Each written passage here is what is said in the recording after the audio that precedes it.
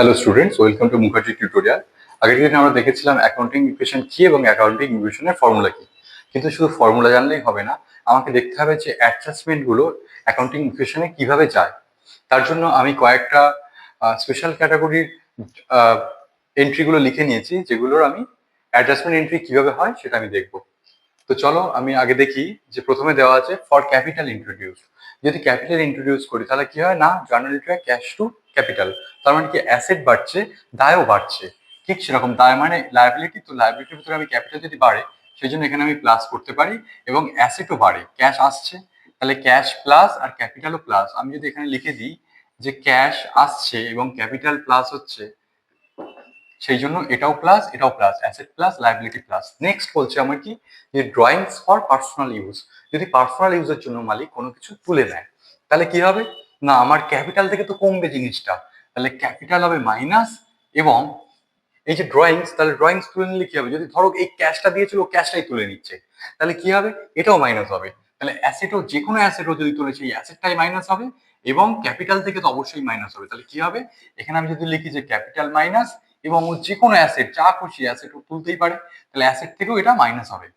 এই জিনিসগুলো একটু মাথায় রেখো, যে ক্যাশ কোন ক্ষেত্রে কি কি এন্ট্রি হচ্ছে এগুলো একটু দেখে রাখবো। নেক্সট হচ্ছে ডেপ্রিসিয়েশন। তো ডেপ্রিসিয়েশনের ক্ষেত্রে কি হয় না, অ্যাসেট থেকে মাইনাস হয়। অ্যাসেট থেকে যেমন মাইনাস হয়, অ্যাসেট যদি মাইনাস হয়, অ্যাসেট যেমন মাইনাস হয় তেমন ক্যাপিটাল, ক্যাপিটাল কি হয়, মূলধনের পরিমাণ ডেপ্রিসিয়েশন হলে কি মূলধনের পরিমাণ বাড়ে? যে ইন্ট্রোডিউস করেছিলাম যেটা for the purpose of asset, তাহলে অ্যাসেটের জন্য যেটা আমি ইন্ট্রোডিউস করেছিলাম সেই মূলধনের পরিমাণটা আমার কমবে, তাহলে এই ক্ষেত্রেও কিন্তু আমার লায়াবিলিটি কমবে। তাহলে তার মানে কি ক্যাপিটাল কমছে, মূলধন। নেক্সট বলছে লোন টেকেন।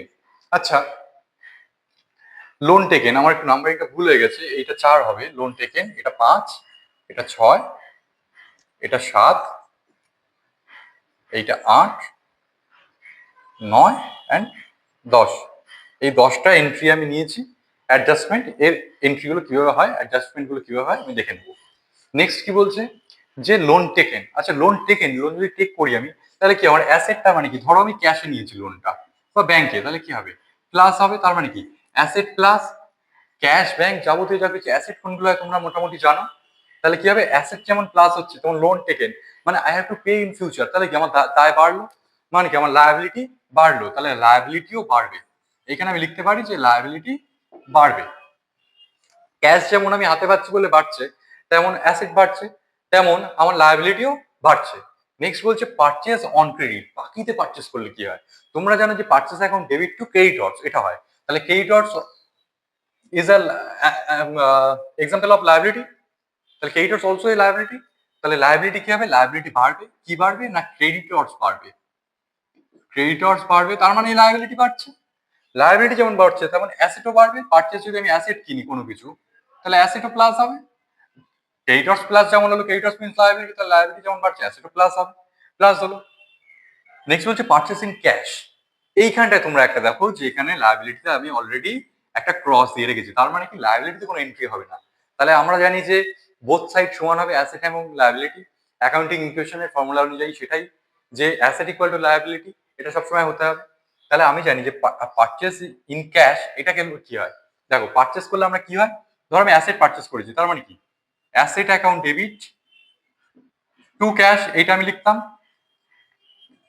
তার মানে কি এইটা মাইনাস হচ্ছে এইটা প্লাস হচ্ছে, তাহলে দুটোই দেখো, এই যে ক্যাশ, এই ক্যাশটাও কিন্তু is part of asset.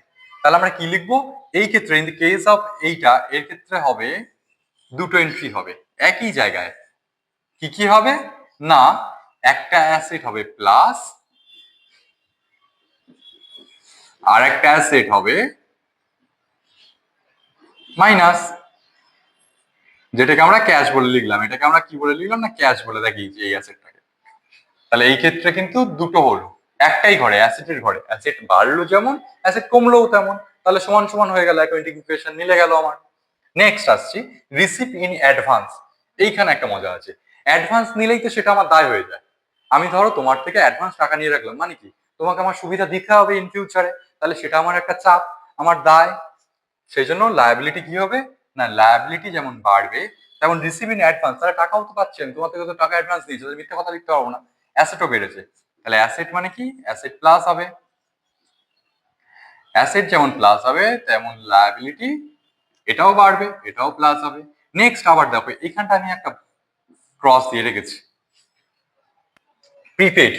Prepaid means paid in advance, মানে আমি কিছু পে করে ফেলেছি অলরেডি। তাহলে কি হবে?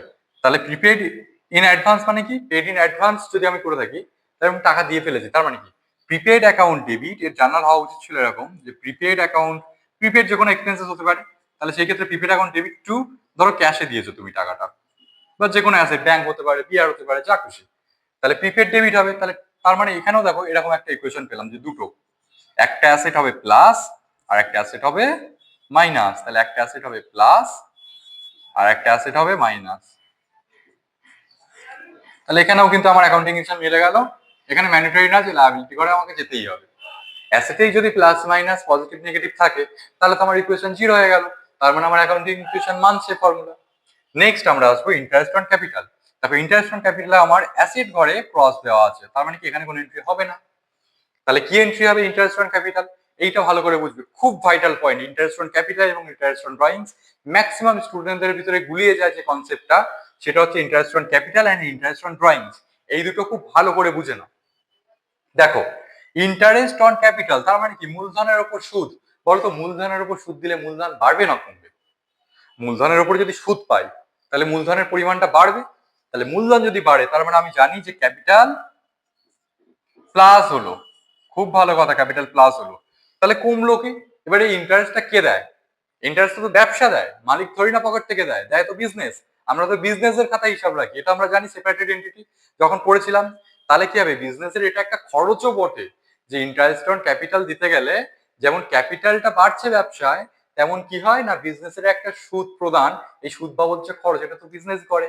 তাই জন্য একে ধারে যেমন এটা প্লাস হবে ক্যাপিটাল থেকে, তেমন সেম হবে ক্যাপিটাল থেকেই আবার মাইনাস হবে। এইটা হচ্ছে ইন্টারেস্ট অন ক্যাপিটালের দুটো এন্ট্রি, মাথায় রেখো, খুব ভাইটাল। নেক্সট আসছি ইন্টারেস্ট অন ড্রয়িংস এ।